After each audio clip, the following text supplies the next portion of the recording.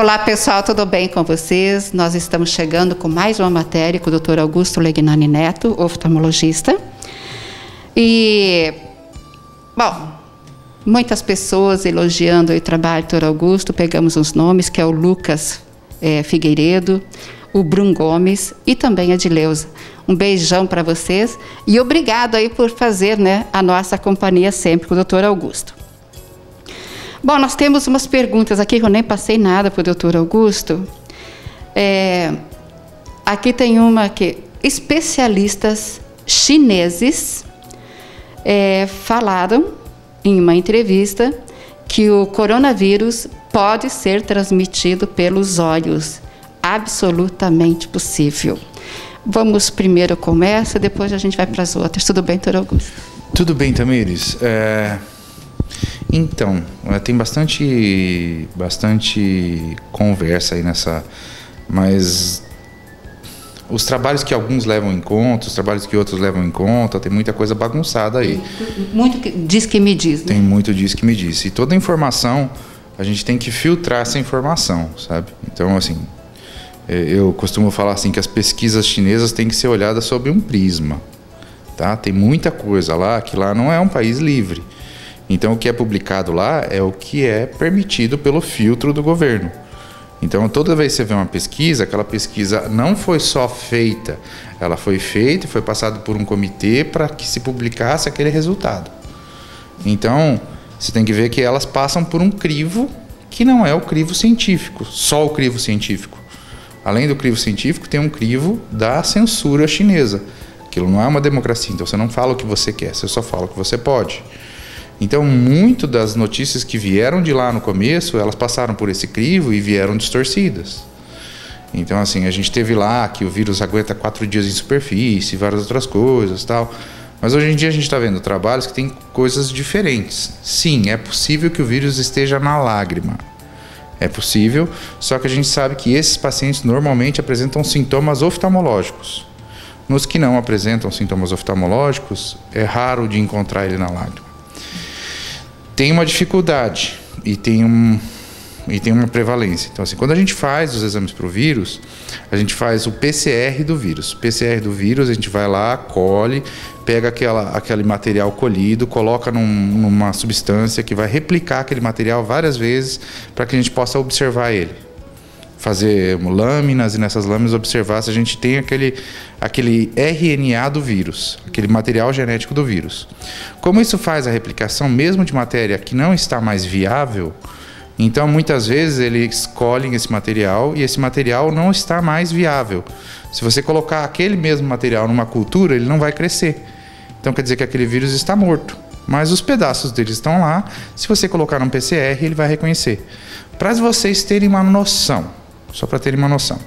Quando vai fazer um exame de sexagem fetal, a mulher tem 8 semanas, a partir da 8ª semana, ela pode fazer a sexagem fetal. Ele vai pegar o sangue da mãe e vai pesquisar por PCR, por ELISA, vão ver se existem cromossomos Y. Se tiver o cromossomo Y no sangue circulante da mãe, eles sabem que lá dentro tem um menino. Então, as pequenas células dele ali vão misturar com o sangue da mãe e naquele total lá, se tiver uma célulazinha, eles vão replicar aquela célula e vão conseguir ver que tem Y no sangue da mãe. E para vocês verem o que é mais incrível, quem colhe o exame tem que ser mulher. Porque se for homem, as células epiteliais dele podem contaminar o exame.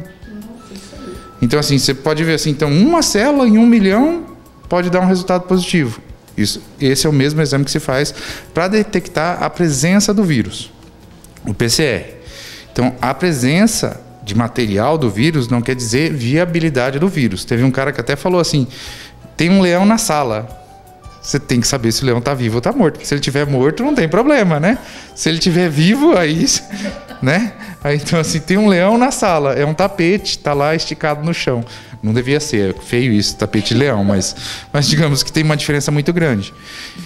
Existir o vírus e o vírus estar viável são coisas diferentes e nem sempre são pesquisadas. Então, às vezes, a gente vê trabalhos lá que tem vírus em superfície 9 dias depois, tem vírus? Sim, mas ele está viável? A gente ainda não sabe, tá?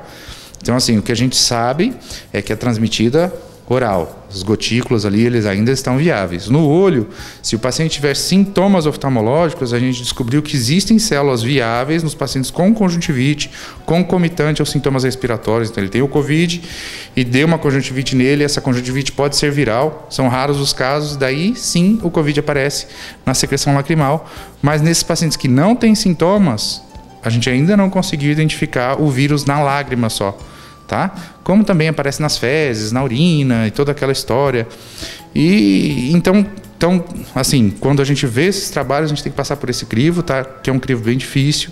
Quando a gente vai fazer a leitura dos trabalhos, até os médicos mesmo às vezes passam batido por esses detalhes, sabe? A gente tem que ler um trabalho, tem que sentar e tem que estudar o trabalho para conseguir entender. Então, gente, por enquanto o que a gente tem é muito diz que me disse, tá? O fato de existir o vírus ali não quer dizer se o vírus está viável. Essa transmissão pelo olho, né, seria pela lágrima, ainda não é uma preocupação dos oftalmologistas. Nossa preocupação é porque como a gente está muito perto, quando examina, quando a gente senta na lâmpada de fenda, a gente fica muito próximo do rosto, então a gente coloca barreiras ali, né? Eu mesmo coloquei na minha lâmpada de fenda uma barreira para evitar não só a minha contaminação, como a contaminação dos pacientes, tá? Mas pelo tocar na lágrima não é uma preocupação para mim, porque eu imagino que não tenha nenhum problema. Já que você está falando sobre isso, a mulher, a gestante, e ela pegar o coronavírus, a criança é contaminada ou não, você sabe? Tem alguns trabalhos que sim, que mostram que ela é contaminada, mas que essas mulheres, aparentemente, graças a Deus, têm uma versão mais atenuada do vírus. Mas sim, eles são contaminados também, pode passar essa barreira transplacentária. Tem alguns trabalhos mostrando que os neonatos já nasceram com o Covid, mas o que a gente tem, assim, uma taxa de mortalidade abaixo de 7 anos, praticamente em todo o mundo, é praticamente zero. Então, assim, é extremamente raro uma fatalidade abaixo de 7 anos. Até as internações de UTI são muito raras. Então, graças a Deus, poupa muito as crianças mesmo.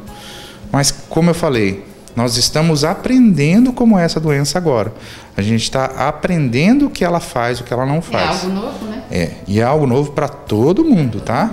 Então, assim, e sempre que verem trabalhos chineses, gente, levem por esse crivo, tá?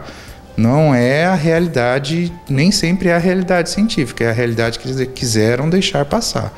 Inclusive, lá, quando levam em conta o número de mortes, a gente sabe que muito provavelmente foi muito pior do que o que eles falaram. Porque se fosse só o que eles mostraram, não teriam feito hospitais de campanha, 4.000 leitos extra. Então, quer dizer, foi provavelmente muito pior do que eles mostraram. E os trabalhos mostram aqueles números. Então, assim, a gente vê que tem um viés ali, que é um viés ideológico, sim. Então, tem que sempre levar em conta esse tipo de trabalho tem um crivo. E mesmo nos locais onde não existe esse crivo aí, a gente tem que levar em conta que tem trabalho que a pessoa faz para dar um resultado. Isso aí a gente vê bastante. Então, aprender a analisar trabalho é uma coisa muito difícil. E, às vezes, a gente tem colegas... Então, assim, quais são as diferenças entre as revistas boas e as revistas ruins? Tem revista ruim que você paga e publica seu trabalho, não tem crivo nenhum.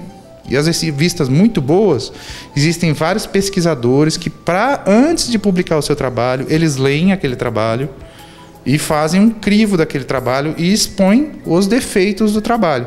Então, depois que você vê esse trabalho publicado, vai ter uma carta sobre aquele trabalho, falando sobre as dificuldades e os problemas, ou mesmo o autor já coloca as dificuldades ali para que ele não seja barrado de ser publicado. Sim.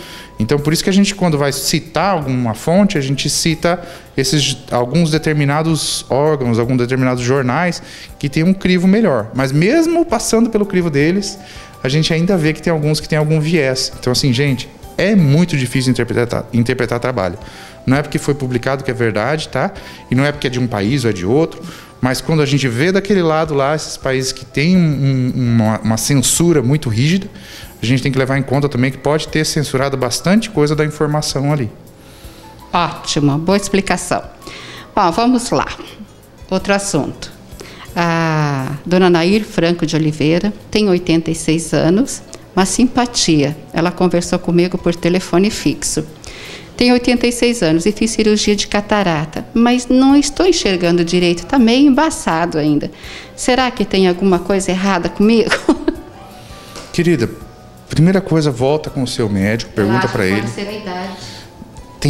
Tem Tem várias coisas que podem ser um agravante, mas assim, a gente tem muitos pacientes de 90, 96 anos que operam e ficam ótimos. Que lindo. Então, assim, se tem uma retina boa, tem tudo para melhorar. Mas o mais comum de acontecer aqui com esses pacientes é que eles precisam de óculos. E muitas vezes o médico que faz a cirurgia não prescreve o óculos. Aí o paciente vem aqui e fala assim, a cirurgia não deu certo. Aí eu venho, coloco o óculos, a visão está perfeita. Acontece bastante, gente. Então tem que ver se só um óculos não faz a melhora, né? E assim, se não tiver nenhum problema retiniano, olha, quase todo o resto é elucidável ou tratável. Então, procura o seu médico ou procura um outro médico para uma segunda opinião, mas provavelmente tenha melhora isso. Porque tem muita gente que faz cirurgia de catarata, doutor Augusto, e acha que vai ficar bom pro resto da vida e não precisa mais usar óculos, né? Então isso acontece muito também, né? A principal dificuldade é orientar o paciente nas esperanças que ele tem com aquele procedimento, né? Existem modelos diferentes, como o seu caso, a gente colocou uma lente multifocal, que enxerga longe e perto, não precisa mais usar óculos. Mas é claro, vai ter que continuar acompanhamento, tem que ver a retina, tem que ver como estão os olhos. Pode ser que com o passar do tempo, com o passar da idade, apareçam outros problemas que não sejam a catarata e que precisam ser tratados ou acompanhados. E eles podem causar baixa de visão. Então tem que ficar atento a esses outros problemas também. Mas não é porque tem 80 anos que é normal não enxergar, tá? O normal é enxergar, a exceção é o problema. Doutor Augusto, eu anotei aqui porque eu nunca ouvi falar e eu gostaria que você falasse a respeito de um problema também de visão, acho eu, né? Heterocromia. O que é? Um olho de cada cor. Sabe aquele gatinho? Meu caso? Essa heterocromia... Tem um pouco castanho, um castanho, o outro meio esverdeado. E quando tem um olho de cada cor, a gente chama de heterocromia. A heterocromia a pessoa pode nascer com a heterocromia, ou pessoas que fazem infecções oculares de repetição podem deixar um olho mais claro essas infecções. Então, a heterocromia pode ser causada também por uveites de repetição. Então, a heterocromia pode ser um sinal de problemas oftalmológicos. Mas na maioria dos casos de heterocromia são extremamente raros. Elas já são congênitos, já nascem com essa diferencinha mesmo. E às vezes pode se acentuar com o passar dos anos. Toxoplasmose pode causar isso, então? Toxoplasmose é uma das principais causas de uveíte. Então é uma das principais causas para causar heterocromia. Que secundária, né? Que não seja de nascimento. Mas a uveíte anterior, artrite reumatoide, pode causar sim. Bom, vou te deixar à vontade aí para você dar teu tchau para o pessoal de casa. E quem está acompanhando o doutor Augusto, que gosta, muito obrigado. Continue acompanhando e mandando suas perguntas. Assim, ele vai respondendo. E quem não conhece o doutor Augusto, né, por vir, tem gente de muito longe que manda recados, né? Então isso é muito gratificante para nós, para o doutor Augusto, saber que tem tantas pessoas, tem milhares de pessoas que estão aí acompanhando as entrevistas do doutor Augusto e deixando os seus recados. E uma boa noite, pessoal de casa. Eu fui ver o YouTube lá, de ter meu nome, daí apareceram os vídeos, eu fui olhar os vídeos. Nossa, era tão novinho quando começou, né? Uma mudança. Uma boa noite para vocês de casa, uma boa noite, Tamires. Fiquem com Deus, mandem as perguntas, é um prazer respondê-las.